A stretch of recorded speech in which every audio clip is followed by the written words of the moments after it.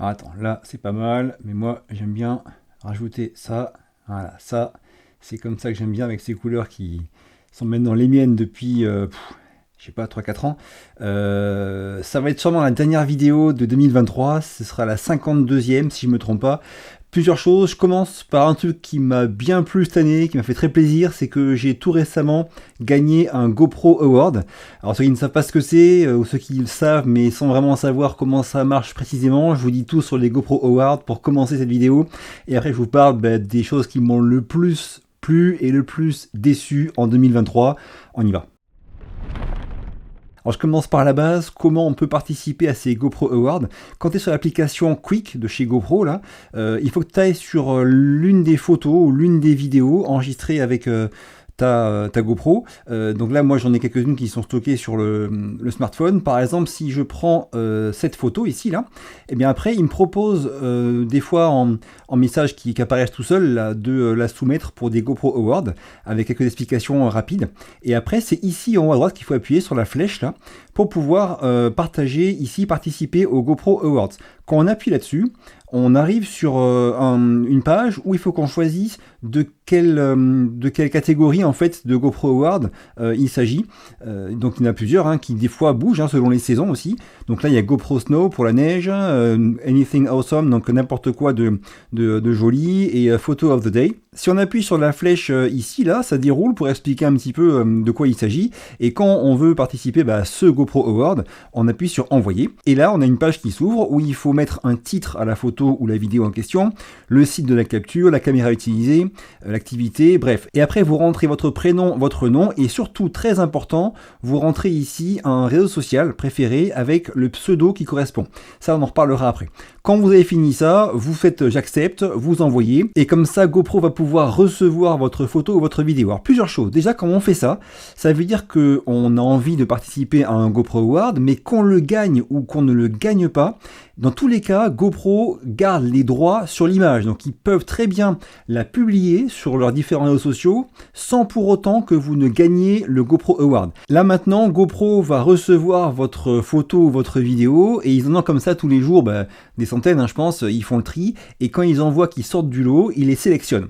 Si votre photo ou votre vidéo est sélectionnée et donc va gagner un GoPro Award, vous serez non seulement posté sur leur compte GoPro, tu vois là cette photo sur le compte GoPro de Instagram, c'est moi en fait, hein, c'est ma photo que j'ai publiée sur mon compte perso il y a quelques temps et que j'ai partagé aussi avec GoPro pour, comme j'ai montré à l'instant, hein, pour gagner un GoPro Award. Ils l'ont choisi et il y a 2-3 semaines, je sais plus, ils l'ont mis sur leur compte GoPro et j'ai aussi donc gagné de l'argent hein, parce que les GoPro Awards, si on n'a pas l'abonnement GoPro, on gagne $250. Ceux qui ont l'abonnement GoPro gagnent $500. Ça c'est pour les photos et pour les vidéos c'est $1000. Donc moi du coup j'ai gagné $500 vu que j'ai l'abonnement GoPro et en plus le partage de ma photo sur le compte GoPro qui a plus de 20 millions d'abonnés.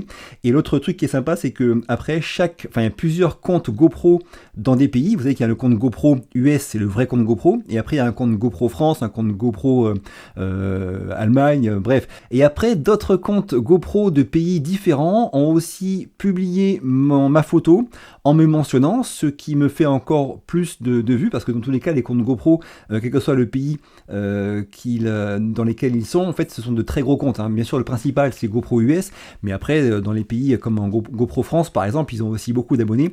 Bref, donc ça fait qu'en fait, votre photo aura beaucoup de visibilité, et donc vous aussi, hein, ça fait des gens qui viennent sur vos réseaux, qui potentiellement s'y abonnent. Bref, ma photo, ils l'ont partagée sur leur compte Instagram, leur compte Facebook et leur compte Twitter, donc forcément, ça fait beaucoup de visibilité hein, sur vos différents réseaux sociaux, et c'est aussi pour ça qu'il est très important de bien renseigner la case réseau social, non seulement au moment où on va uploader la photo ou la vidéo pour les GoPro Awards, mais aussi et surtout sur votre compte GoPro. Ceux qui ont un compte GoPro, par exemple là où vous allez gérer votre abonnement GoPro, on a la possibilité d'y aller et de renseigner tous les différents réseaux sociaux et tous les pseudos qu'on a. Comme ça, après, quand GoPro va repartager votre photo, ils pourront vous mentionner quel que soit le réseau social. Autre point sur votre compte GoPro toujours, il faut aussi penser à bien renseigner les méthodes de paiement en cas de victoire d'un GoPro Award, parce que c'est comme ça qu'ils vous paieront. Après, je crois qu'il y a 90 jours pendant lesquels ils vont vous envoyer au maximum 6 ou 8 mails, je sais plus, c'est 6 je crois, et après 6 mails, si vous n'avez pas répondu, bah, vous perdez l'argent, quoi. Donc, il faut bien surveiller ça et répondre à leur mail pour confirmer la méthode de paiement que vous souhaitez. Et après, vous toucherez 250, 500 ou 1000 $ selon que ce soit une photo, une vidéo et que vous soyez abonné ou non. Bref, c'est un truc qui est vraiment sympa. Moi, j'y croyais pas trop. D'ailleurs, j'y pense jamais à le faire. Là, il se trouve que j'ai passé quelques jours dans un endroit avec ce style de coucher de soleil tous les soirs avec la marée basse là, qui était vraiment superbe. Donc, j'ai fait différentes images sympas, notamment avec ma GoPro 12. Et après, en rentrant, je me suis dit, pourquoi pas tenter d'en envoyer une pour un GoPro Award. Et d'ailleurs, la photo que j'ai envoyée, c'est une photo qui est extraite d'une vidéo. Donc, j'ai tout fait sur l'application Quick. J'avais la vidéo initiale et on peut extraire une photo d'une vidéo qui a une très bonne définition. C'est ce que j'ai fait et après j'ai partagé que la photo pour un GoPro Award et ça a marché. Donc bref, ça marche pour tout, photo extraite d'une vidéo, photo ou vidéo et bien sûr le tout pris avec une GoPro et exporté sur le site GoPro via le petit formulaire depuis l'application Quick. Alors moi c'est un truc que je pensais jamais à faire parce que d'une part je me dis qu'il y a tellement de personnes qui soumettent des photos ou vidéos pour un GoPro Award que j'avais aucune chance de sortir du lot, mais au final, ça a marché. Ma photo vaut ce qu'elle vaut, mais en tout cas, elle leur a plu. Donc c'est vraiment un truc qui m'a beaucoup surpris et qui m'a beaucoup plu et qui m'a aussi donné envie de réessayer plus souvent de soumettre des images pour les GoPro Awards parce que comme quoi, voilà, c'est possible, c'est faisable et maintenant ça m'a motivé à continuer. Après, le mauvais côté, c'est qu'encore une fois, attention, vous cédez vraiment les droits sur vos images à GoPro. Donc c'est-à-dire que même si vous ne gagnez pas le GoPro Award, ils pourront utiliser vos images en vous mentionnant. Mais quelque part elles sont vraiment à eux après, donc ça c'est un point aussi qui est intéressant à bien avoir en tête. Et enfin pour finir, en termes de retombées pour moi, il n'y a pas grand chose, parce que même si ça fait beaucoup de vues sur leur post à eux, très peu vont sur mon compte à moi au final, donc j'ai quelques abonnés en plus, mais rien de foufou, c'est pas trop. Enfin, en tout cas, avec un seul GoPro Award comme ça, c'est pas suffisant, je pense, pour voir un vrai gain. Ou alors, faut en gagner 2 ou 3 par an, peut-être, pour voir une différence. Ou alors, gagner aussi un GoPro $1,000,000 Challenge. Là, ça, par contre, ça doit ramener beaucoup de visibilité. Mais en tout cas, là, avec un seul GoPro Award, j'ai pas vu d'explosion sur mes comptes Instagram et tout. Loin de là.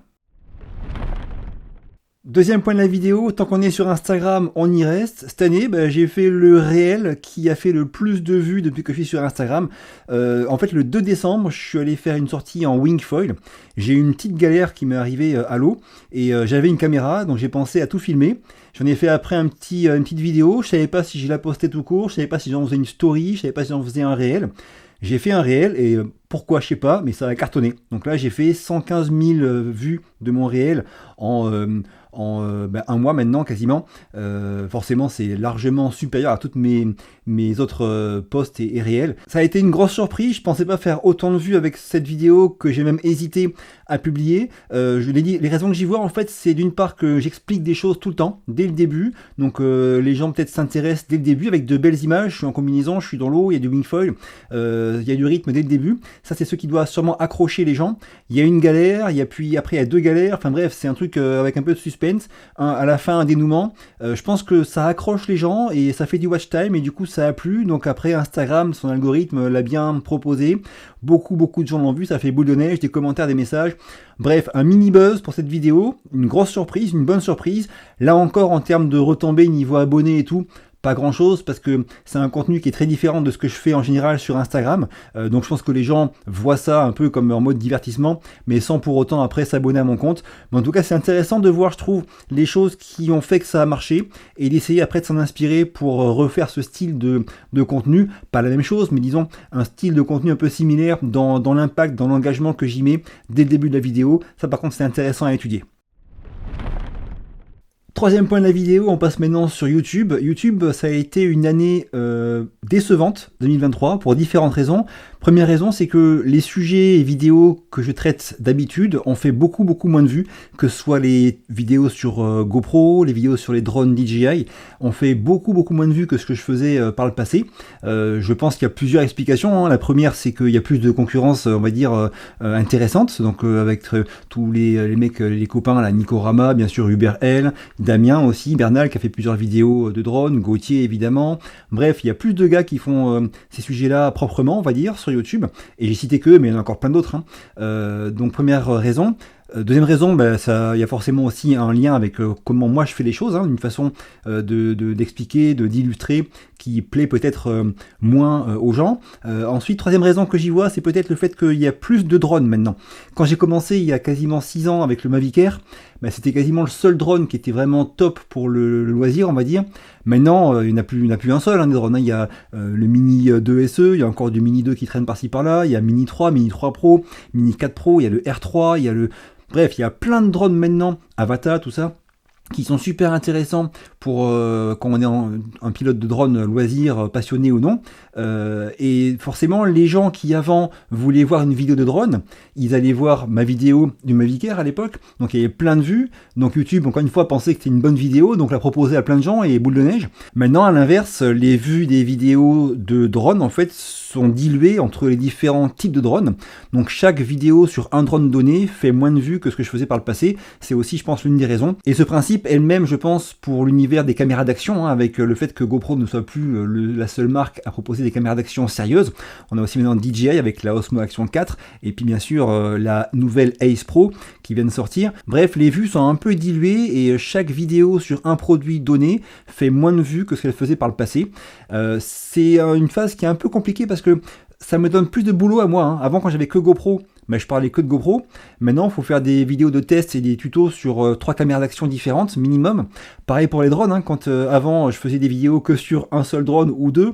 Maintenant, il y a 7 ou 8 drones à faire en test, en tuto, en machin. Donc, c'est un boulot qui est beaucoup, beaucoup plus gros pour moi, que je fais avec plus de passion et plus de connaissances en termes de montage vidéo et de tournage qu'avant, donc ça me prend aussi plus de temps, et pour autant, ça fait beaucoup moins de vues, parce que globalement, chaque vidéo fait moins de vues, donc YouTube les référence moins, les suggère moins, et globalement, c'est des vidéos qui, là où j'avais des fois 100 000 vues en quelques mois, là je suis à 15 000 vues sur des vidéos équivalentes, donc c'est vraiment une grosse perte de vues sur ma chaîne, à tel point qu'en 2023, la vidéo qui a fait le plus de vues sur ma chaîne, pour l'instant, et elle ne sera pas battue d'ici la fin de l'année, hein, c'est mon test de ce drone, là, le Hover RX1. Alors c'est pour moi un mystère, mais YouTube l'a fortement suggéré et tout, elle a fait beaucoup de vues, beaucoup plus, et c'est hallucinant parce que c'est pas un drone que je souhaitais mettre en avant, hein, particulièrement en tout cas, mais c'est le drone la vidéo qui aura fait le plus de vues et de très très loin sur ma chaîne en 2023 avec seulement entre guillemets 56 000 vues, hein. Là où l'année dernière j'étais déjà à plus de 100 000 vues sur mon tuto pour débutants avec une GoPro, et là maintenant il en a 15 000, enfin c'est hallucinant, tout le reste de mes vidéos a complètement chuté. Donc ça c'est à la fois une surprise, le nombre de vues qu'a fait cette vidéo, ce test du Hover RX1, et c'est aussi globalement une déception, hein, de voir que en gros sur YouTube j'ai l'impression que j'intéresse beaucoup moins de monde qu'avant pour différentes raisons, et ça va me forcer bien évidemment à me remettre en question, à me poser des questions pour 2024, à voir comment je ferai les choses, comment je parlerai des choses, de quoi je parlerai. C'est bien évidemment des questions qui sont importantes pour moi quand je vois tout le travail fourni et la grosse baisse de vues sur les sujets qui sont normalement des sujets phares sur ma chaîne. Le point suivant, on parle d'une prestation drone qui est à ce jour celle dont je suis le plus content. Elle était assez compliquée à réaliser, ça n'avait jamais été fait avant moi. C'était de faire un vol en décollant depuis l'hélistation de Cannes, depuis donc le port de Cannes avec son hélistation, pour filmer de nuit le feu d'artifice du 14 juillet. Donc il y a déjà eu des vidéos de drone du feu d'artifice de Cannes, mais des vidéos illégales en loisir, de nuit, en ville, donc du grand n'importe quoi. Là c'est la première fois qu'il y avait un drone qui faisait des images légales, déclarées par un pilote de drone professionnel pour un feu d'artifice à Cannes.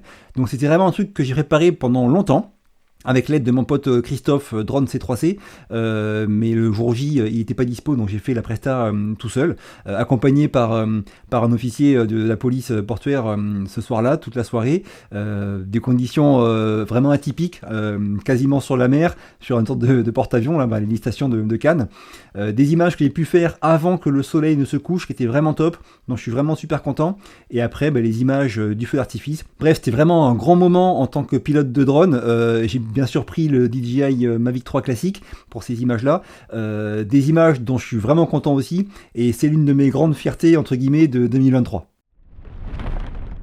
En fait, j'ai très vite vu en 2023 que c'était compliqué en termes de vues, sans vraiment comprendre toutes les raisons, et c'est encore le cas aujourd'hui. Mais pour autant, j'ai pas baissé les bras, j'ai continué à essayer de comprendre comment ça marchait sur YouTube, comment faire que ça marche mieux, de me bouger pour faire des images, aller vraiment créer du contenu pour YouTube, mais aussi pour les différents réseaux sociaux. J'ai essayé de garder cette dynamique, de faire des tutos, des tests bien illustrés avec des images vraiment sympas. J'ai pris des images superbes en 2023. Et c'est ça aussi que je veux retenir, c'est que malgré le fait que ma chaîne YouTube a peut-être fait sa pire année, au point vraiment de se poser des questions sérieuses sur son avenir, eh bien j'ai pas baissé les bras, je suis resté tout le temps aussi passionné et j'ai vraiment créé du contenu sympa. J'ai passé les 10 000 abonnés sur Instagram en 2023, j'ai fait vraiment des images dont je suis vraiment super content en 2023, et c'est ça que je retiens de positif pour attaquer 2024. Alors, on verra bien si YouTube ça continue comme ça, est difficile, ou s'il y a un déclic qui se passe, mais en tout cas j'attaque 2024 avec la même passion pour les images, pour le sport, pour l'extérieur, pour les drones, pour les caméras d'action, pour les caméras en général. Et cette passion, j'essaierai de continuer à vous la communiquer dans mes vidéos YouTube en 2024. J'espère que ça vous a plu et été utile cette année 2023 passée ensemble sur ma chaîne. Un grand merci à tous ceux qui me suivent, un grand merci à ceux qui me soutiennent, qui commentent mes vidéos très régulièrement, ceux aussi qui ont souscrit l'abonnement à ma chaîne YouTube, ceux qui m'envoient des fois des dons. Bref, un grand merci à tous ceux d'entre vous, et ils sont très très nombreux, qui m'aident à garder le smile et la motivation pour continuer cette aventure YouTube commencée il y a presque 6 ans maintenant. Et un excellent réveillon de fin d'année à vous tous, et à très vite en 2024.